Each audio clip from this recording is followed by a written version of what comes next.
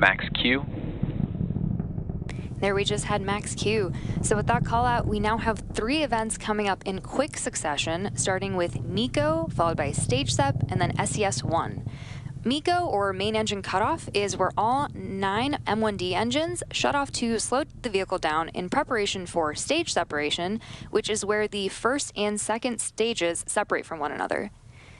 Then stage 2 will continue to second engine start 1, or SES-1, and that is where the single MVAC engine lights up and propels the second stage to orbit. Kill.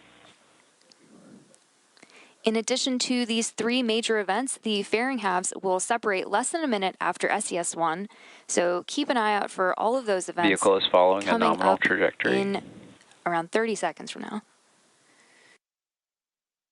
And as a reminder, we will not have any stage 2 views of separation at the request of our customer.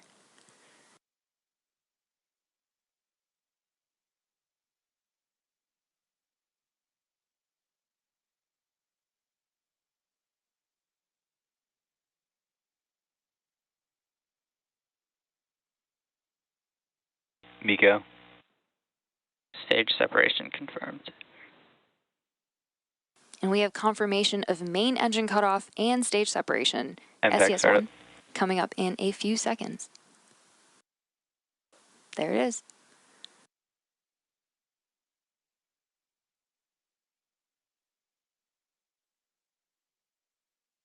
We are expecting to hear the call out for fairing separation in a couple seconds from now, but we won't see this. We will be attempting to retrieve these fairing halves once they fall back down to Earth using our recovery ship, Go Beyond.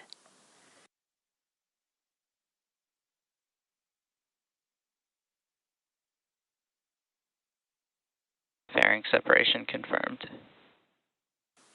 And we just confirmed fairing separation. And you also heard and maybe even saw those 3 events that happened back to back, which again were MECO, stage separation, SES-1, followed about 30 seconds later by fairing separation. We'll be attempting to retrieve these fairing halves again today back on Earth with our recovery vessel, Go Beyond. And coming up in about 3 minutes from now, the booster will initiate its entry burn to begin its journey nominal trajectories to the Of Course I Still Love You drone ship that is currently in the Pacific Ocean. Great call out there.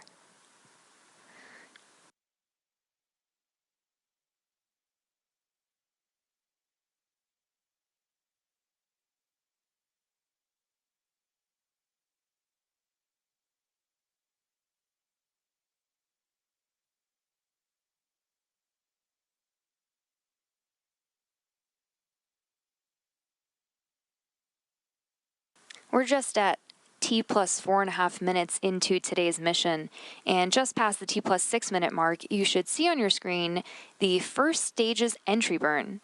So to start the entry burn, we will relight 3 of our M1D engines, engines 1, 5, and 9, which is similar to pumping the brakes to slow down the vehicle as it passes back into the Earth's atmosphere. We need to slow it down to reduce the reentry forces, which then helps us recover and reuse the first stage. During the entry burn, Falcon 9 is decelerating by firing its Merlin engines, but we're still moving really fast. And this causes the rocket to fly through Merlin's exhaust gases, which is also known as a plume, and that deposits a layer of soot on the vehicle.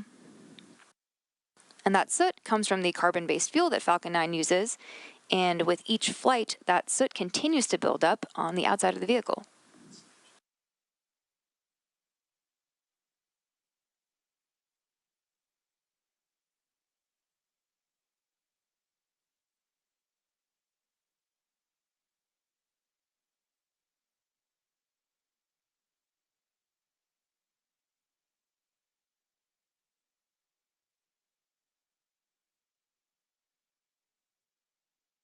That entry burn should be coming up in about 20 seconds from now.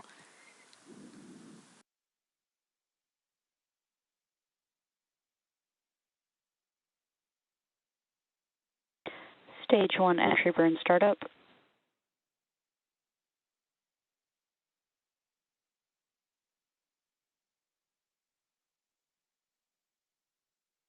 So entry burn has begun, and we have lit engines 1, 5, and 9 to slow down the vehicle.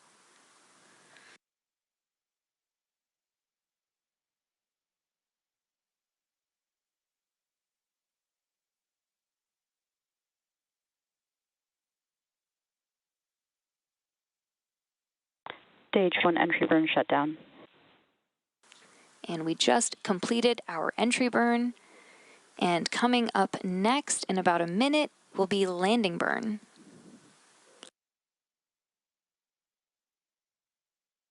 Stage 1 FTS has saved. The Merlins on the first stage are optimized for Both sea vehicles level. continue to follow nominal trajectories. And these achieve around 190,000 pounds of thrust each during ascent and descent.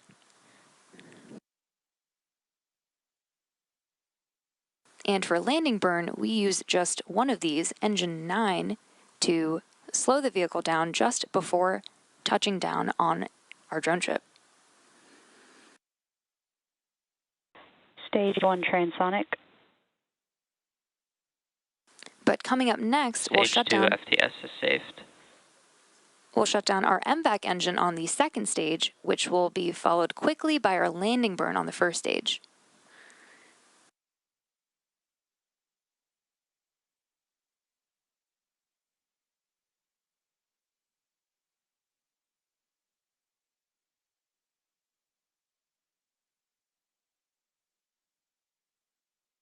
Stage 1 landing burn.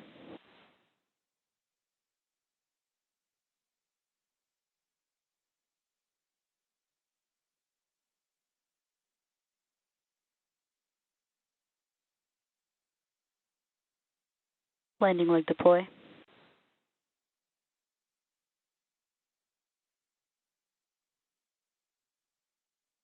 Stage 1 landing confirmed.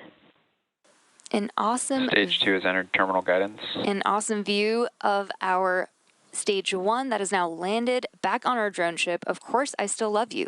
This was the 16th launch and landing for this first stage, and this landing marks SpaceX's 310th recovery of an orbital class rocket, including first stage landings for Falcon 9 and Falcon Heavy.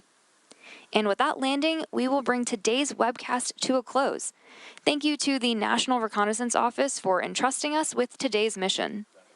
And if you're interested in learning in more launch coverage, be sure to check out spacex.com/launches for the most up-to-date information. Today's mission marks SpaceX's 347th overall mission to date and 52nd mission of the year. Thank you for tuning in, and we'll see you again soon.